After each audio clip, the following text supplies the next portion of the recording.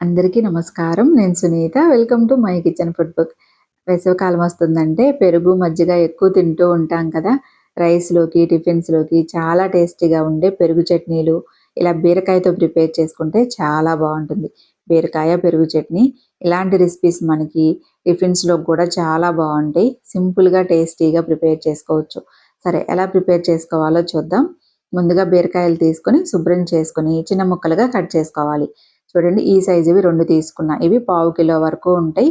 ఇప్పుడు చిన్న ముక్కలుగా కట్ చేసుకొని స్టవ్ ఆన్ చేసుకొని స్టవ్‌పై బాండీ పెట్టుకొని బీరకాయ ముక్కలు వేసుకోవాలి. ఇందులో పచ్చిమిర్చి, ఎండుమిరపకాయలు వేసుకొని కొంచెం ఆయిల్ వేసుకొని ఈ బీరకాయ ముక్కలకి సరిపడా ఉప్పు వేసుకోవాలి. ఇది మనకి బీరకాయలో వాటర్ కూడా ఉంటుంది కాబట్టి కొంచెం నూనె అయితేనే సరిపోతుంది. మళ్ళీ తాలింపు పెట్టుకుంటాం కదా! ఆయిల్ తక్కువ వేసుకోవాలి అనుకుంటే కొంచెం వేసుకోండి. మూత పెట్టేసుకొని మీడియం ఫ్లేమ్‌లో పెట్టుకొని వేయించుకోవటమే. చూడండి ముక్క బాగా ఉడికింది. ఇది చల్లారిన తర్వాత ఇక్కడైతే నేను రోట్లో ప్రిపేర్ చేస్తున్నాను. మిక్సీ జార్‌లో అయినా వేసుకోవచ్చు. చక్కగా ఇలా రోట్లో అయితే మనకి ముక్కలు కొంచెం పలుకు పలుకుగా ఉంటాయి. తినేటప్పుడు నోటికి తగులుతూ ఉంటుంది. చాలా బావుంటుంది.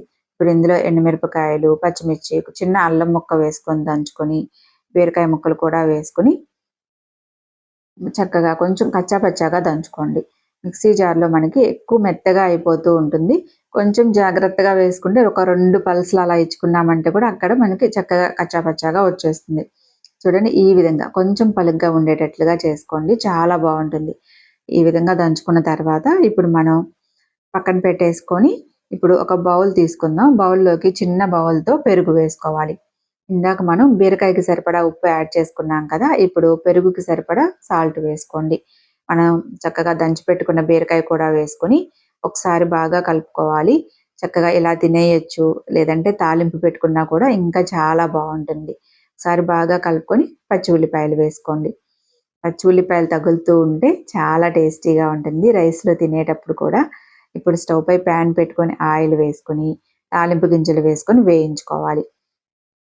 ఇవి కొద్దిగా వేగిన తర్వాత ఇందులో ఎండుమిరపకాయలు, కరివేపాకు వేసుకొని వేయించుకొని, కొత్తిమీరను కూడా కొంచెం కట్ చేసుకొని వేసుకోండి. కొంచెం నూనెలో వేగితే మనకు బావుంటుంది. లేదంటే మీ ఇష్టం. మీరు లాస్ట్‌లో అయినా కొంచెం పైన చల్లుకోండి. ఈ తాలింపు వేగిన తర్వాత చట్నీలో వేసేసుకోవటమే. చాలా సూపర్‌గా టేస్టీగా ఉంటుంది. రైస్‌లో కలుపుకున్నా కూడా చాలా బావుంటుంది. చపాతీ, పరాటా దేనిలోకైనా బావుంటుంది. ఎండాకాలంలో మనకి ఎక్కువ వేడి చేస్తూ ఉంటుంది. చక్కగా ఇలా పెరుగుతో చేసిన ఐటెమ్స్ చేసుకొని తినొచ్చు.